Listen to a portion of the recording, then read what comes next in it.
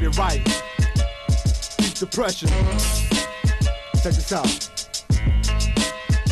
It's been a year now since my life did a complete turnaround. Went from walking on a smooth paved road to a pothole-filled ground. Went from what I thought was going up to ending up face down on the ground. I found out the hard way how it feels to have no one around who cares, and those who I thought cared made me feel like if I was dying, they would pull up a chair and watch me suffer.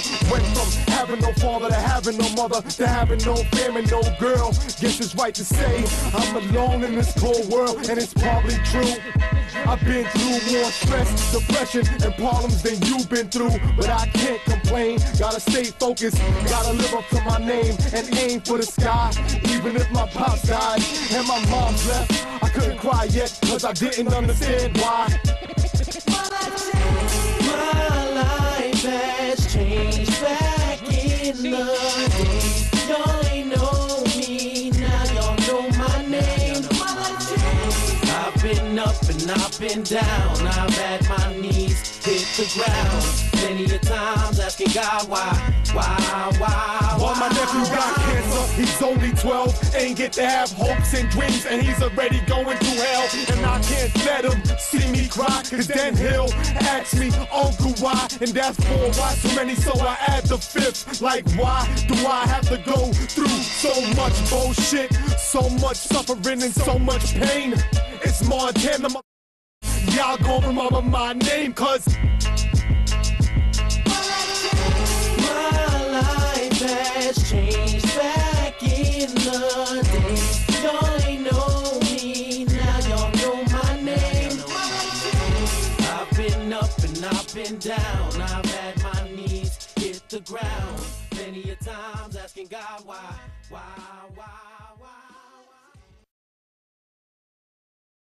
I've taken a little time off from stand-up. I've been home for the last 3 years with my daughter. It took me a while to get involved with the whole thing. She's 3. It took me 3 months of diaper changing before I realized he wasn't a late bloomer.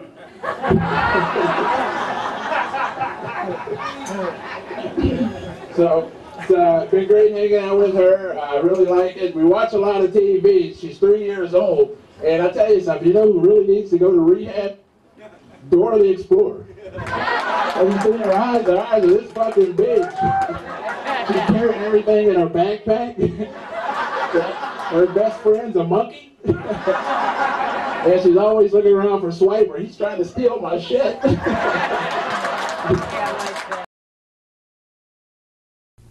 Hello, my name is Michael James Brown, writer and producer of the Other Awareness Project. The Other Awareness Project is meant to be a thought-provoking, humorous mixture of photography, film documentary, stand-up comedy, and audience discussion that looks into what I think is the continued incorrect categorization of people into racial groups in light of everything we know scientifically, legally, religiously, just about any way you want to look at it. In this era of keeping it real, internet access, and DNA research, why does anyone still classify themselves into racial groups? And is it helping to solve any problems, real or perceived? It is amazing to me that intelligent people are still participating in the what color is your skin nonsense. It is even funnier that our government continues to allow such arbitrary and legally undefined words such as white or black as they relate to people on any form. This is supposed to be the information age. It's debatable, but more unbiased information is available to more people than at any point in history.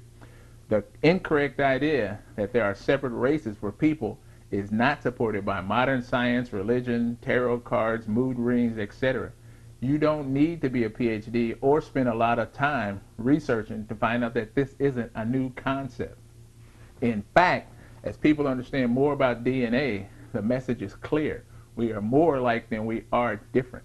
The facts are right before your eyes, probably in your own family or group of friends.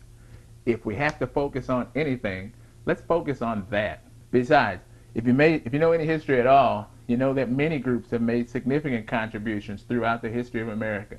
Native Americans, Africans, Chinese, Irish, Polish, German, Italian, Jews, Spanish, French, British, etc. have all helped to make this country into what it is today. broke. The purpose of the Other Awareness Project is to end the dialogue that continues to try and divide people into racial groups from all sides or factions, not 100 years or even 50 years from now, but today, 3 days maximum. I would also like to help people understand the difference in the meaning of the words race, ethnicity, nationality, culture, and heritage. They are often used interchangeably, and I'm not certain that they should be. I mean, it really is up to you to get over this hurdle. Since there are not any legal definitions, the government has already determined that it's best if you identify yourself. It's all about self-identification. So my questions are really simple. What 3 factors do you use to determine what race you are going to be and when? Not what other people think you are. You make the choice. On every form or application, you have about 6 choices. Why do you choose any one of them at all? And just to get you thinking, I'll automatically give you the most arbitrary factor of them all, skin color. This project doesn't really deal with racism or past wrongdoings, real or perceived. Hanging people in trees, turning fire hoses on them because of the relative color of their skin was and is wrong. What's the debate? Rather than spend all my time looking back at the past, I prefer to focus on what you know and what you're willing to support going forward. I love talking about history and events, but we can't change the past, and using undefined words and incorrect language from the past won't help build a different future either. If you're open to change, hopefully this project can help provide information that can help you make more accurate choices. If you aren't open to change, then you aren't. There's no pressure for me. I mean, I'm not going to lose any sleep over it. Some people don't understand that more than telling you what you should do, I'm drawing upon my own life experiences and explaining what has been true for me and what I want for my daughter. If you haven't had friends from several places or never learned to get along with other people, that has nothing to do with me. The main reason I started this project was because my life growing up in Champaign, Illinois and Rantoul is different than my parents, who grew up in Greenville and Sunflower, Mississippi. My daughter's life growing up in Long Beach, California is different than either of ours. Our opportunities and challenges are different. Do I want my daughter growing up being concerned about anyone else's interpretation of what her life and goals should be? I don't. In the documentary portion of the project, my goal is to travel around the country, visiting small towns, big cities, prisons, schools, airports, wherever, and talk with people whom I had never met. People who are more intelligent than I am, which is very easy to do. People who have been calling themselves any one of the racial categories for 20, 30, 40 plus years, and see what their comments are concerning a few common word definitions, geography, current events, family, friends, opportunities, etc. Highlights include speaking with the Attorney General for the state of Ohio, got a chance to speak with the mayor of Carson, California, a professor of biology at North Carolina A&T University, a rabbi, and so many others. All in all, more than 15 one-hour interviews in Volume 1. The conversations are unrehearsed and are shown exactly as they happen with as little editing as possible. I'm trying to show that you don't have to really know anyone to come to a resolution that the majority of people can support regarding race, what we should do next, etc. This isn't an incremental, take another 500 years to solve type of problem. I really want to thank everyone for participating, especially since you didn't know the questions before we started taping. I really hope you watch and see how the project develops, and who knows, I might even stop in your town next. Thank you very much.